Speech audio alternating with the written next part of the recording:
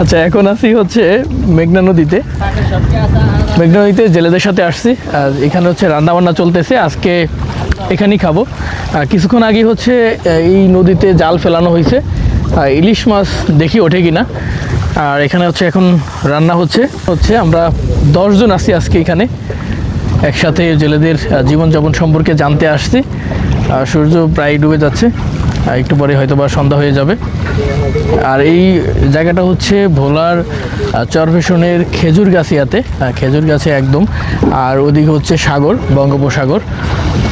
যদি বলতে হয় একদম মেঘনা নদীর শেষ সীমানায় আছে।